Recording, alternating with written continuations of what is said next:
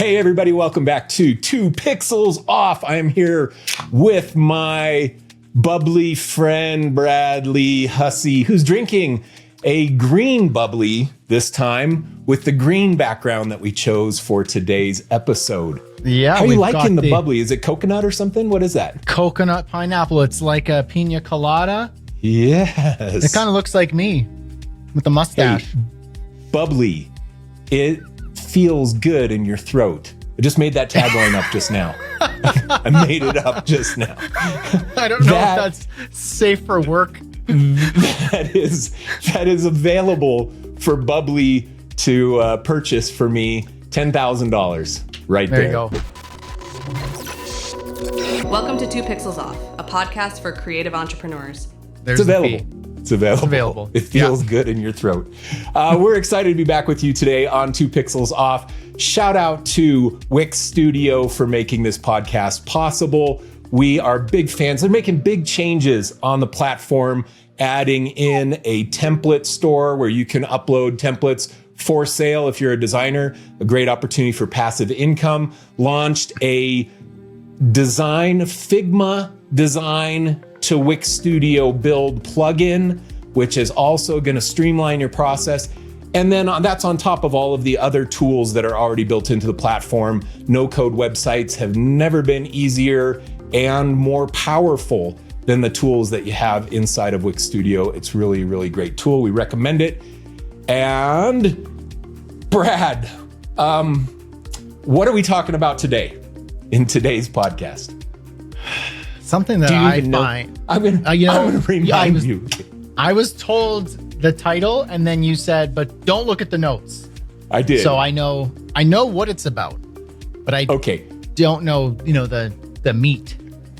I told Brad not to look at the notes because we are going to kick off with the hardest social media quiz that Brad is going to fail in front of all of the listeners of 2 Pixels Off. All you pixels are going to watch the epic failure that Brad has on the hardest social media analytics quiz of all time that I'm going to give him right now, starting now. So we're digging into the meat right out of the gate. You ready, Brad? I'm ready. Digging in. Question number one. The user base of different social media platforms.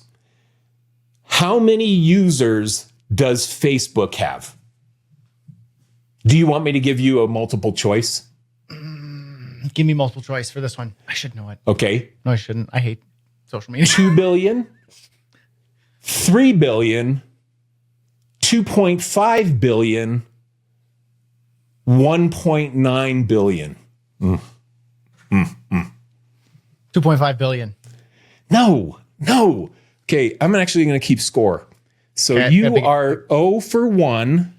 Big fail on that one. 3 billion, 49 million. So 3 billion is the number for Facebook. Okay. Facebook boasts 3 billion users. Now, in this, the sources of this is from smartinsights.com as of January 2024.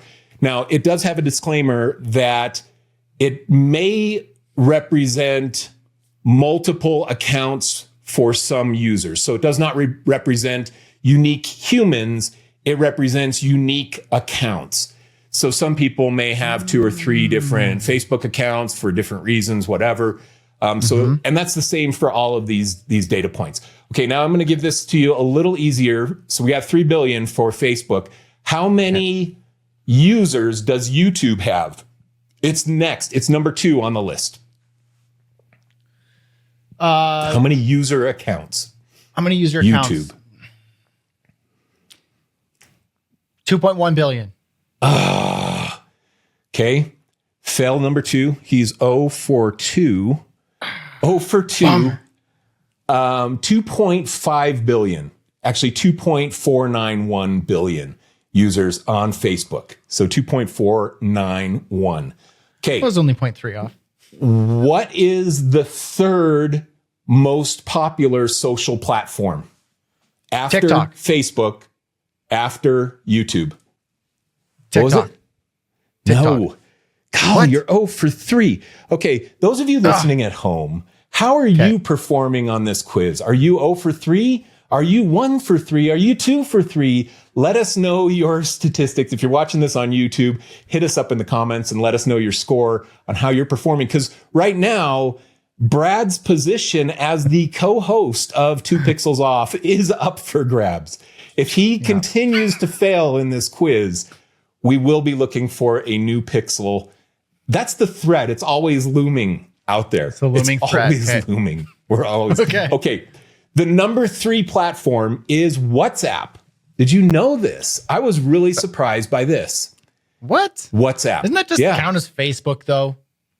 No, because the number 4 is Instagram, tied for number 4. So 3 and 4 are tied with 2 billion users each. WhatsApp and Instagram, both 2 billion users. So you're telling me that Meta, basically Facebook's parent company or main company name, captures the lion's share of that attention.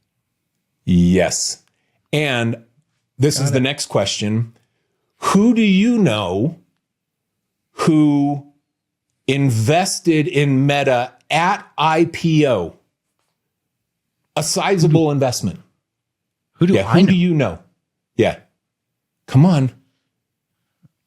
I'll give you I'll give you a hint. Okay. Give me a hint. It's somebody on this podcast. Let's see. It's somebody on this podcast.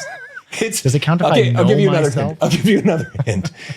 It's the only safe Pixel host of this podcast. The only one who's actually safe of retaining their position. I'm the dangerous Pixel.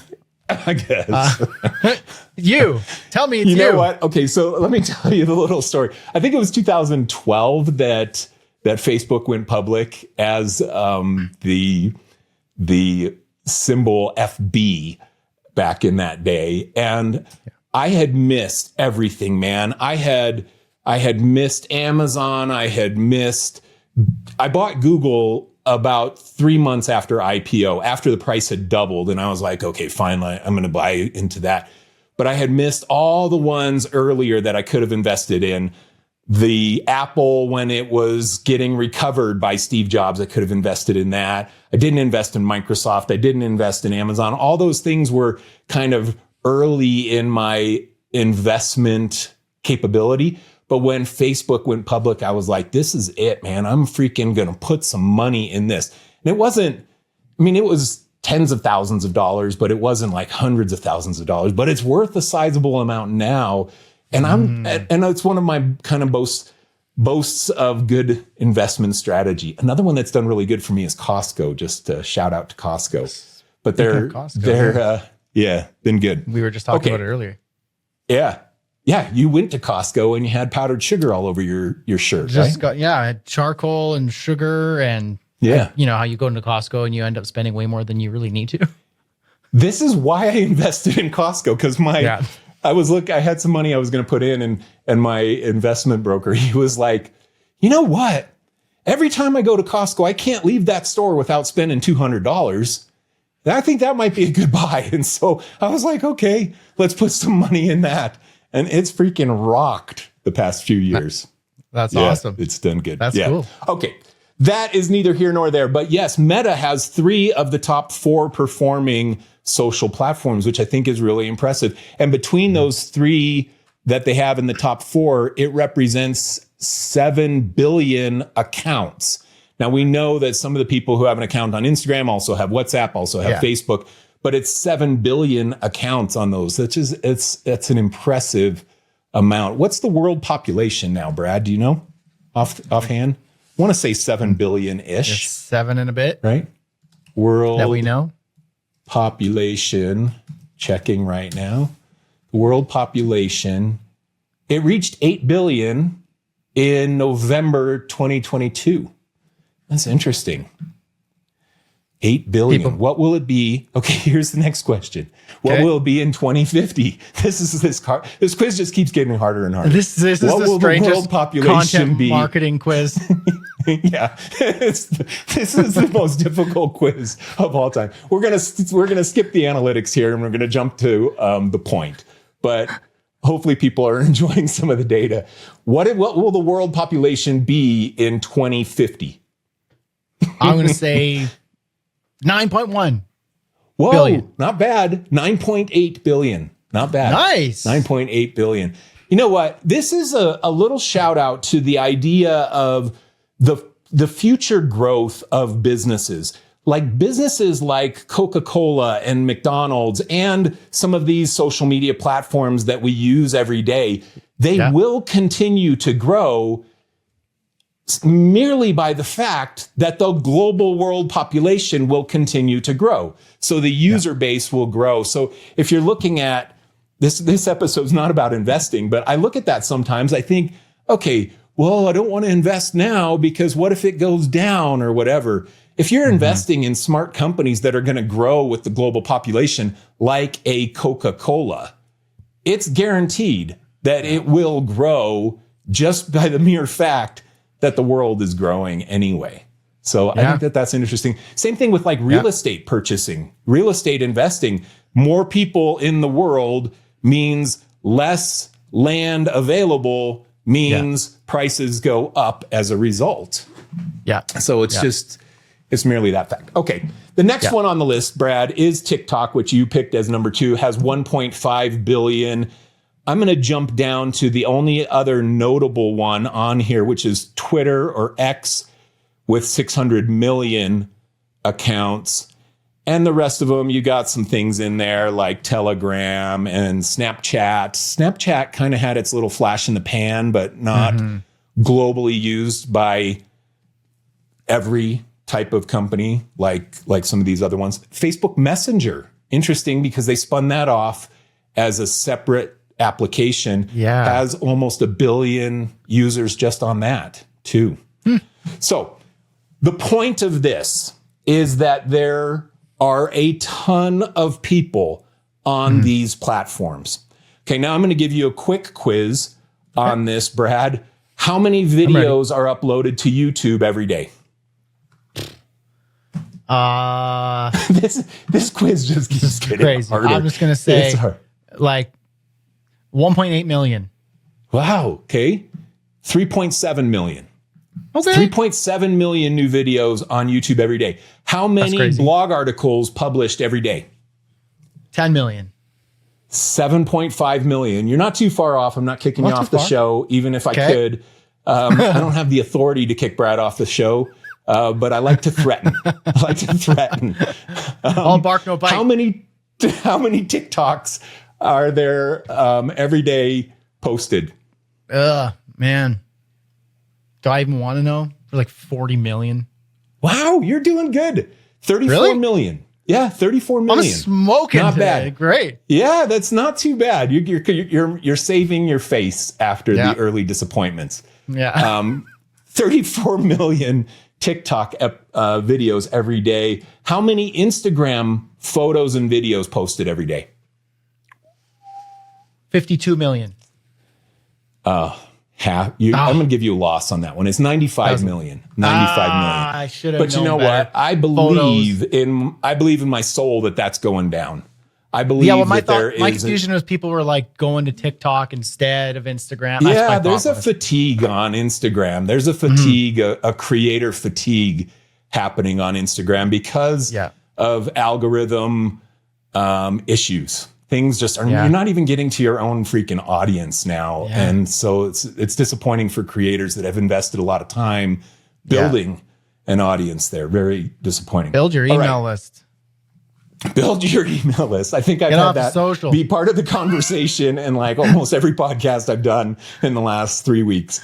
It's like, build your freaking email list because you're going to need it. You're going to need it. It's the only place you can really control your or capture your real audiences and control your exposure to them. Less gatekeepers that you don't have control over. All right.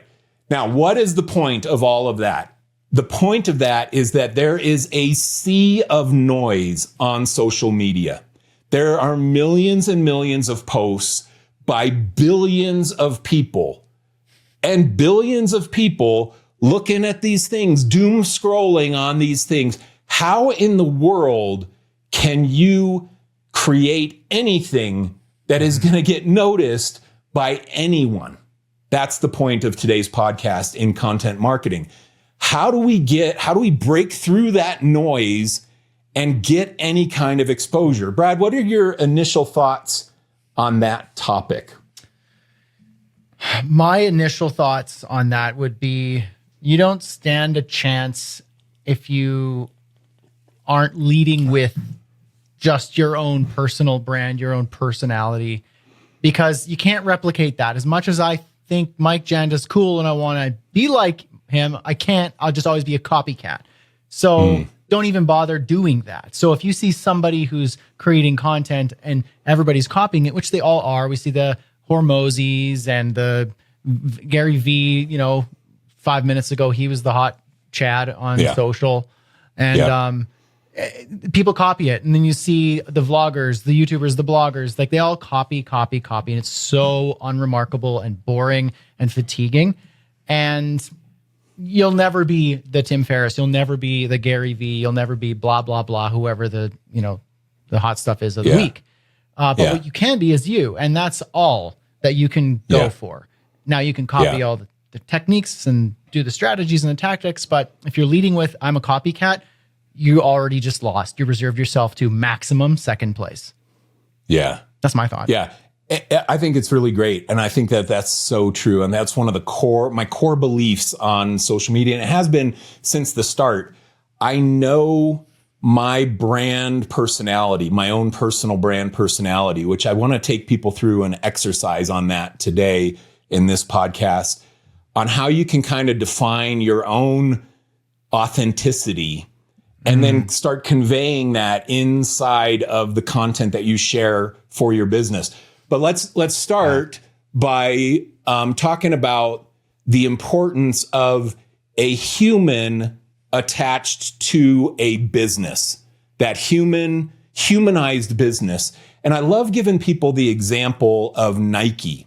Like when I say Nike, Brad, who do you think of? What human do you think of when I say Nike? And you can give me a few. There are a lot of right answers to this. For me, basically the buck stopped with Michael Jordan. I don't know who anyone else after that. That's just where I thought. You don't? Well, take a guess on one after that. Take a guess on who you think might be associated with Nike. Steph Curry? I'm just guessing. I have no idea. I think Steph Curry is Adidas. I think he's Under Armour. He did an Under Armour deal. Yeah. He was an outlier with an Under Armour deal. Yeah. Okay. But Michael Jordan, that's a big one. I mean, there was so much branding put around Michael Jordan. Now, who was the founder of Nike? You know? Probably some dude in the 1800s. Shoe Dog, or the book was written about him, Shoe Dog. I don't know if he wrote it, but his name was Phil Knight. Yeah, Phil Knight. And they had a movie that kind of talked about the start of Nike when they broke out and signed Michael Jordan and all that. It was a movie called Air, has Ben Affleck in it. Pretty great movie. Yeah. Really interesting to see that background. Why don't we think of Phil Knight when we think of Nike? Man, Phil Knight's not scalable. I don't know. I think it's just a choice that they chose, that Nike intentionally chose, or maybe not even intentionally, they chose to marry their brand image to a Michael Jordan, to a LeBron James, to a Serena Williams. They chose to marry their brand to those kinds of superstar athletes. And I don't know Phil Knight, but maybe he's not the greatest athlete of all time. Maybe he's not going to be the face of an athletic brand. Now, who's the face of Apple? Even to this day, who do you think of? Steve Jobs. Yeah, Steve Jobs. 100%. Through and through, eternally. Eternally. I mean, he's freaking Tesla, the real Tesla, Nikolai Tesla. of electricity is Steve Jobs of Apple, of tech, the tech Apple world. Who do you think of when we talk about Amazon? Jeff Bezos. Jeff Bezos. Yeah. Will be forever. His personal brand is so married and tied to Amazon business brand. We see that association. Microsoft. Bill Gates. It's just like... Bill Gates. When did Bill Gates step down as freaking CEO of Microsoft? It's got to be like 20 years now. And I didn't even know that. I just thought he still was. No, he's not. He's not even. See, I think maybe he's still chairman. I don't know, but he's not running Microsoft. But he is still the persona attached to the Microsoft brand. And when you look at this and you say to yourself, okay, you have a couple different options in your brand and your content marketing, but humans connect with humans. So you have to humanize your brand in however you portray it in your marketing. Mm-hmm. Humans connect with humans. And if Apple has a Steve Jobs and Amazon has a Jeff Bezos, those were the founders. And that's the easy way to do it. It's to be a founder that you don't have to pay to represent your brand. Or you can go the Nike way and pay somebody millions of dollars to be the face of your brand. George Foreman and the George Foreman Grill or whatever, that was all popular for 20 years. He made a freaking $1 billion on the George Foreman Grill, just attaching his name to it. Was that grill any different before George Foreman? No, it was the exact same grill. They attach the person to it and it creates buyability or purchasability or desire, brand affinity with that product. That's right. It's like, go ahead. It's the when brands started to realize that they could attach to personal, and they didn't even call it that back then, I imagine. Like I'm thinking Bing Crosby days, the singer, the crooner, the singer, White Christmas and whatnot. So he becomes very famous, and obviously Elvis Presley kind of made this very popular strategy as well, where brands were like, people love this, and he's got the attention, she's got the attention, he's got the attention. Instead of me paying for ads to get in front of those people, why don't we just buddy up to Elvis Presley or Bing Crosby, throw the cigarette in his mouth and have him sing a song while he's smoking the cigarette, and we're all going to buy Marlboros or drink Minute Maid or whatever, or drive this car because Bing Crosby does. Or Elvis Presley scoots around with his hips on the moped or whatever it was. They recognize, and that's influencer marketing. That's exactly what's happening today. But we see it on Instagram or TikTok or YouTube. You and I get to do that sort of stuff with brands, and so it's like, brands are like, hey, these are people who invest in that. What if we invest in them, amplify their message, and we kind of come along for the ride, and everybody can win here if it's done well. And so that's how I see that working. Yeah. If you go back in time, go back to like some of the early human attached to a brand thing. I think of like the Marlboro cigarettes. And I don't know if you remember any of those ads from maybe when you were little. They don't advertise this way, but they had this thing called the Marlboro Man, who was this cowboy guy who was smoking the cigarette, and he was all chiseled and cowboy, but he wasn't a cowboy who it's not some famous celebrity or something, but it was a human who was the Marlboro Man, who made you have an affinity with the brand of Marlboro cigarettes. We saw it kind of then. And if I think back to advertising, just advertising history, before that era of the 70s, when that kind of thing started, I don't think there was all that much going on. And, you don't have these famous pictures of Marilyn Monroe in the 50s and 60s holding a Coca-Cola bottle. Like, I have no image of that in my head, but I guarantee that if Marilyn Monroe existed today, she would be holding a whole lot of Coca-Cola bottles or Pepsi or Dr. Pepper or whatever brand purchases the rights to be, purchases the right to be associated with her. So I think you go back in time, Pepsi was one of the early ones in my memory of Michael Jackson. Michael Jackson, at the height of his Thriller fame, that album, and then he has this Pepsi commercial in the freaking Super Bowl that stopped the world, man. I mean, it was like, oh my gosh, it's Michael Jackson. He was so big, so popular. And I remember watching it and being excited because they teased it. And now all of a sudden Pepsi was associated with Michael Jackson. Super interesting. And then from that time forward, you've seen it over and over again. Shortly thereafter, it was the big signing of Michael Jordan and Nike and that explosion of Air Jordan and stuff. It existed before. You know, these basketball players, Magic Johnson and Larry Bird had deals with Converse back in the day. But that was the era when it all really kicked off. And it's been going ever since. Product placement with humans is the way that a lot of brands create an affinity with their customer base. We have to do the same thing in our businesses. You have to start being the face of your brand, of your business brand. The days of hiding and not putting your profile pic of your face on your accounts are over if you run a business. The day of being afraid to put yourself out there on video are over if you run a business. You have to start doing it. You have to start doing it because everybody else is doing it, and it creates that human to human connection between you and the customers you're trying to reach. Yeah.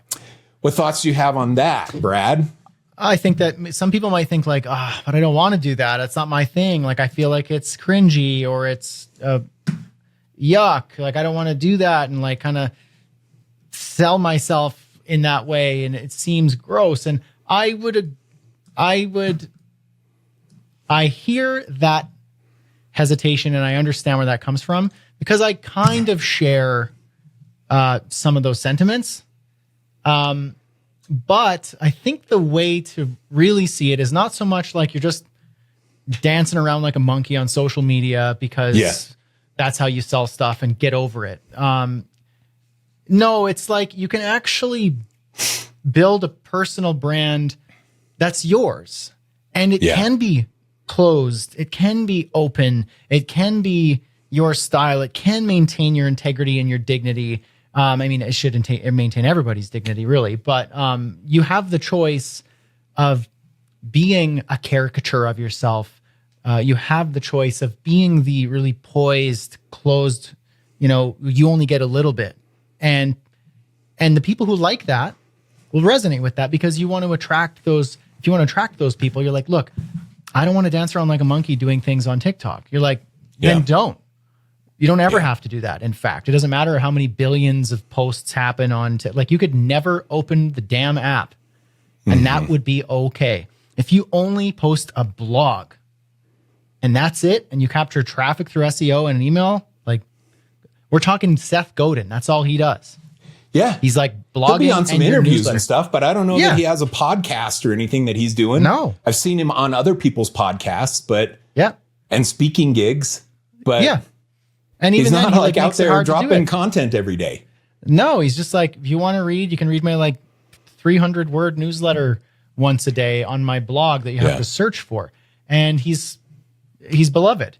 And so you don't need to dance around like a monkey on social media, and you don't need to spread yourself thin, and you don't need to be all of the things and follow the trends and get the trending audio and trending hashtags. Like you could say, to heck with all that. And I'm literally going to do my one thing in my one way. And you're only going to get this part of me. And even that part of me is a part of me that is designed for this package of personal branding because I don't want to share the rest of my life with the internet. And that's okay. You can do that. That's a brand. You get to choose.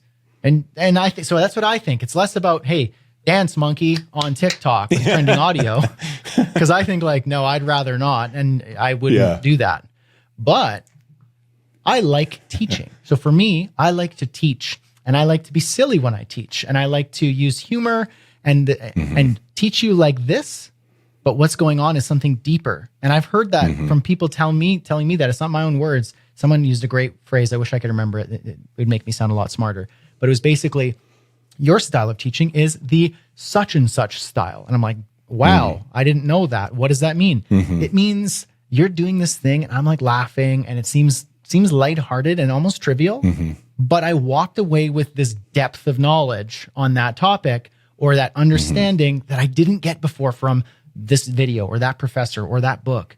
You did it in a way that resonated. I'm like, I like that. That's fun. I like to teach that way. And so for me, that's just what I lead with.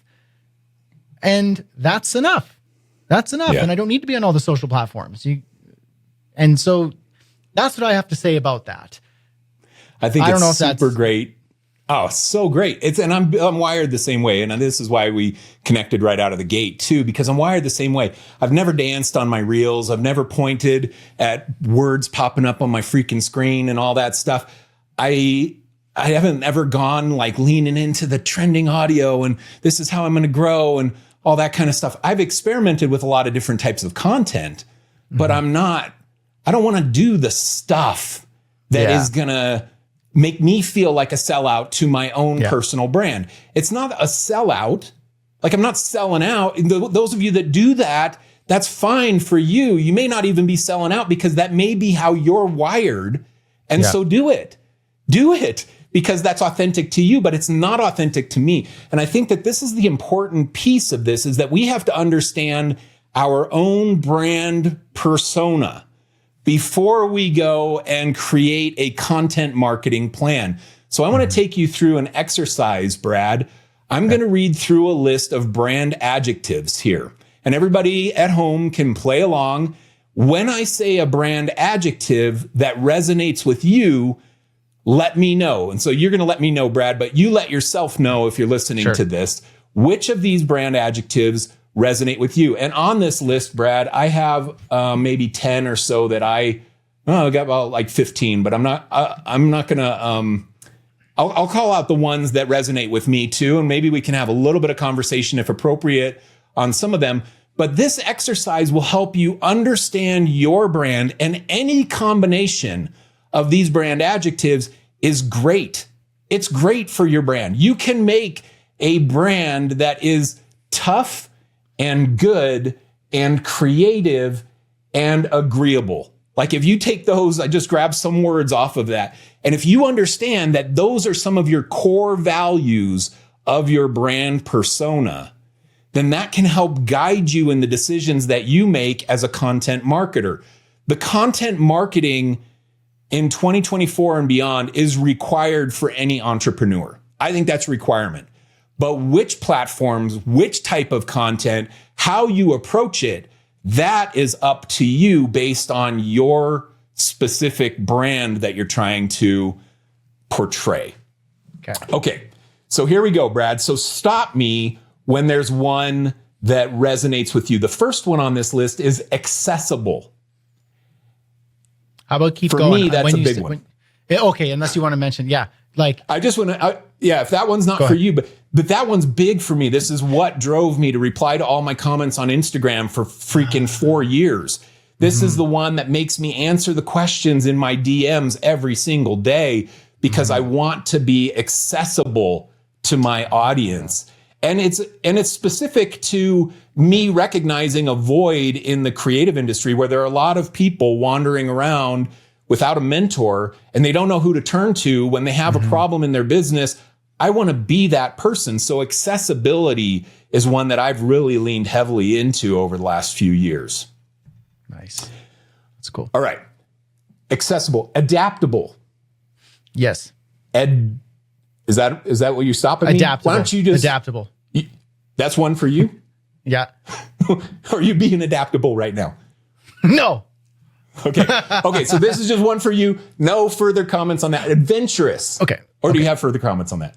No. Okay. We'll be here all day. Let's come up with a better strategy, Brad. Okay. You say, give me a timeout sign if you want to interject thoughts on top of the thing. Otherwise, we'll just keep going so that we get through this list in a timely manner for people. Okay. So we have accessible, adaptable, adventurous, affable. Do we even know what that freaking means? I think it means like nice, like you're affable. Okay. So sorry for being dumb, but you writer people out there can make fun of us in the comments. Agreeable, ambitious, Ooh, that's one for me. Yeah. Me too. Brad gives the thumbs up. That's one for him. Amiable. I'm going to give you, that's being nice, Brad. Amiable is being nice. I'm defining the words for Brad. That's one for you, even if you don't know it. You are an amiable person. Okay. Amicable. Some of these have a lot of overlap in them. They do. Amicable. Amusing. You don't think so? Okay. I think there's something, both of us have a little bit of that in us. Maybe, yeah. Brave. Yep. You got a yep on that. Bright. No, Brad doesn't. That one is for me, but Brad does not have. Brad is not bright. He is not bright. He is not bright. We'll get to that. Dumb is coming up. I'm just kidding. It's not one on here. Okay. Broad-minded. Next, calm. That's not me. Careful. Charming. Now that's one that people say about me a lot. They tell me every day how charming I am. Brad's not heard this one before. Charming means like they really like you. Okay. I'm just teasing. All right. Communicative. I don't want to be charming. No, you're not. You're not. Communicative. I guess. Compassionate. All right. I'm going to go through this faster. We're going to be here. Let's go fast. Okay. I'll give you thumbs up. Okay, conscientious, considerate, convivial. Convivial, what the freak does that mean? What is that? Okay. I don't know idea. Courageous, courteous, creative, decisive, determined, diligent, diplomatic, discreet, dynamic, easygoing, emotional, energetic, enthusiastic, exuberant, fair-minded, faithful, fearless, forceful, frank, friendly, funny, generous, gentle, good, gregarious, hardworking, helpful, honest, humorous, imaginative, impartial, independent, intellectual, intelligent, intuitive, inventive, kind, loving, loyal, modest, neat, nice, optimistic, passionate, patient, persistent, pioneering, philosophical, placid, plucky, plucky. This is the one that's got your name written all over it. I don't even know what it means, but I'm going to go with one of Brad's core values is plucky. Is plucky. All right. I'm plucky, having or showing determined courage in the face of difficulties. I am plucky, sir. That's good. You're so plucky. So plucky. Everybody's always said that about you. All right. Powerful. No, I have that. Brad doesn't have. Brad doesn't have powerful. Powerful, like I don't determine. Coming up. Week is coming up. It's coming up. I had a PR on my deadlift the other day. Powerful. Okay. Practical. Practical, I think, is I think we both have that in us, not just from a brand position, but I always try and share practical content that's applicable to people. So that one kind of fits into mine. Quick-witted. I have this, but Brad doesn't have this. I like calling Brad out. This is like the low-key insult list. Backhanded compliments. Quiet, rational, reliable, reserved, resourceful, romantic, self-confident, self-disciplined, sensible, sensitive, shy. You know what? I was really shy as a kid. I like hide behind my mom's leg, shy. I had to break out of that, which I didn't do until kind of high school years. And a lot of times it's still my native way of being. And I know you had the show tune kind of life, sing and dance and musicals and things, musical theater kind of stuff. So you probably didn't have that to overcome. But that's been something in my life that I've had to battle against.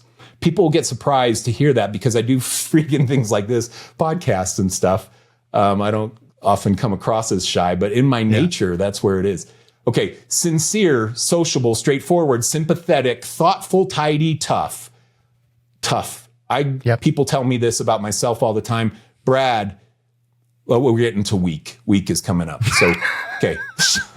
Unassuming, understanding, versatile, warm-hearted, willing, witty, and weak. I know. I just added weak. Weak isn't a brand. It's not a brand attribute that you want to lean into.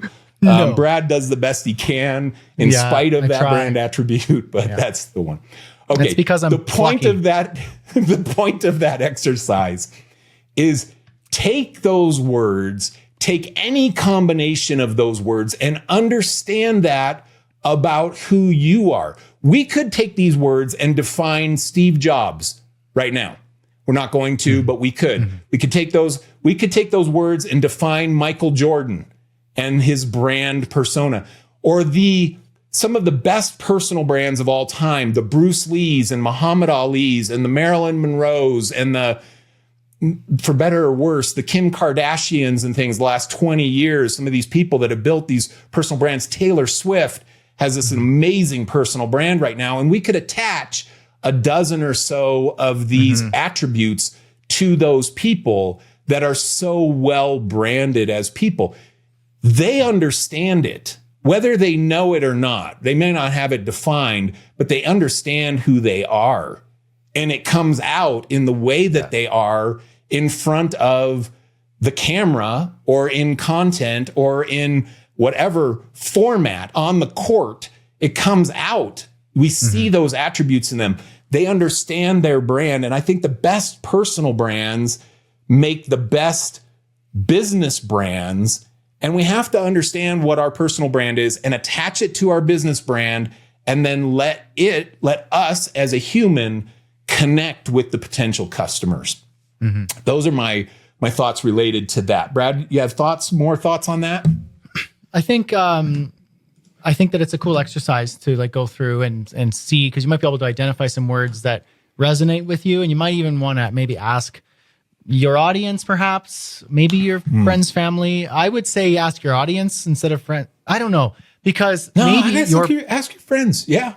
Ask your friends. But then as a part of it that you go like, I mean, I'm generally the same online as I am in person, but I'm also, relatively private. And so I have like my online bucket that I have reserved, but then it's only one part of me. Right. And so maybe there's a part of that where like, look, when I'm on YouTube and I'm teaching or I'm taking a mentorship or a coaching position, or I need to be authoritative as a service provider, like I'm not being like the buddy who's in the garage with my friend or, or like the husband to my wife, like, or the dad to my children. It's like, I'm being the guy teaching you who's taking on a certain, maybe not persona, but highlighting an aspect of myself. So maybe it's helpful to ask your friends and family too, but also ask like, how do I come across? Like, cause to the audience, people that you are serving, creating content for, helping, creating products for, and then that might be a really cool exercise. Now, the other thing I'll say is, but also maybe don't worry about it too much, because you being you is just like, that comes naturally. And who your brand adjectives will kind of bubble up to the top. Yeah. Rather than you being like, you know what? I'm brave. I'm brave. I'm brave. I'm brave. I'm going to write it on the wall. I'm going to put stickers on my forehead, and I'm going to call myself brave and dance around on TikTok being brave.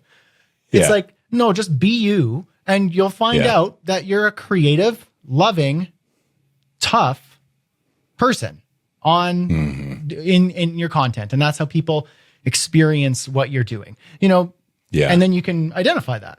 That's my thought. Yeah. I think that's really good. I think there's value in defining it so that you don't accidentally find yourself slipping into trends and crap that are not authentic to you. So if you look at it and say, okay, one of my core attributes is professional and I would say witty, because I'm not pulling pranks. Like, I'm not humorous. I'm not like out there, doing the whoopee cushion kind of content and stuff that people are doing when they're trying to be humorous.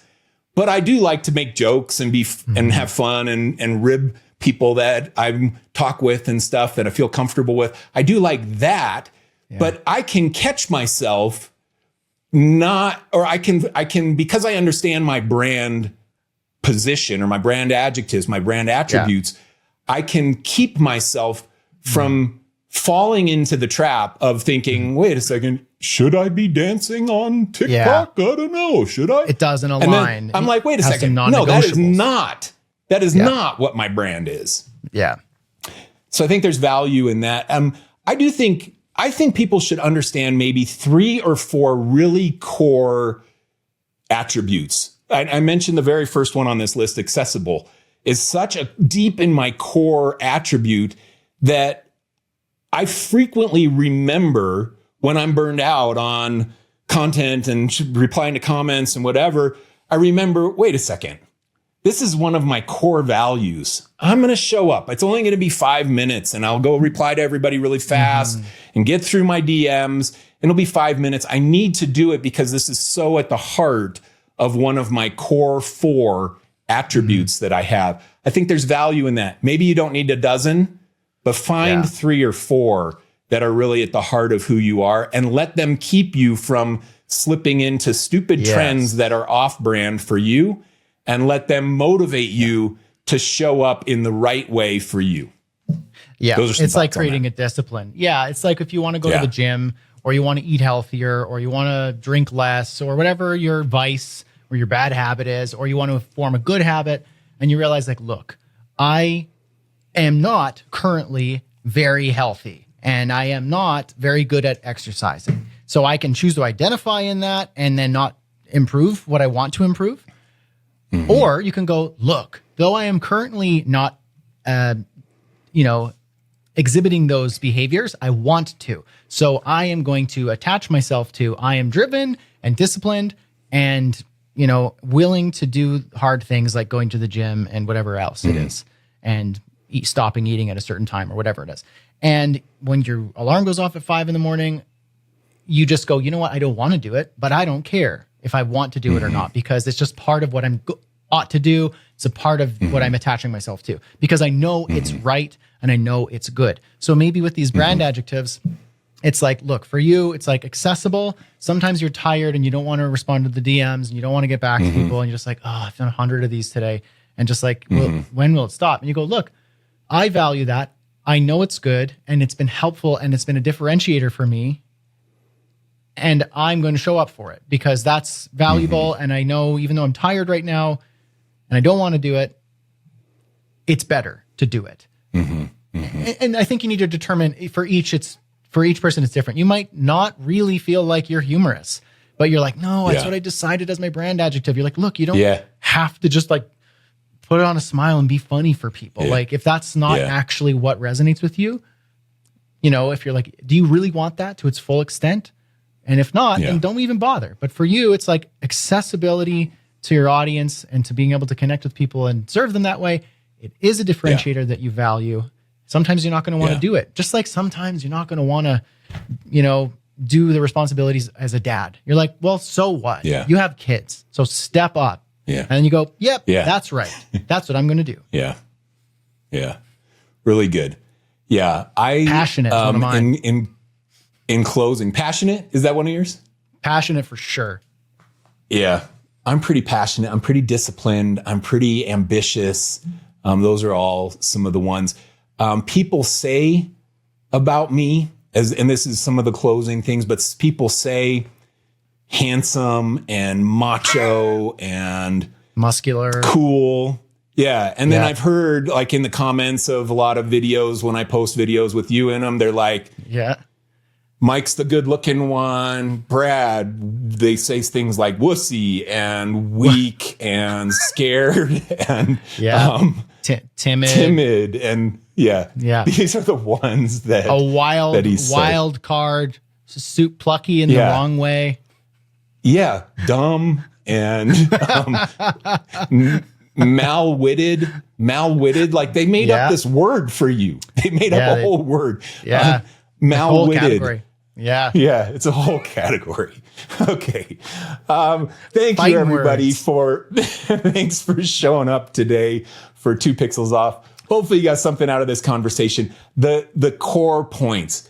There's a lot of noise. You got to figure out what makes you authentically you. You need to show up as the face of your brand, of your business.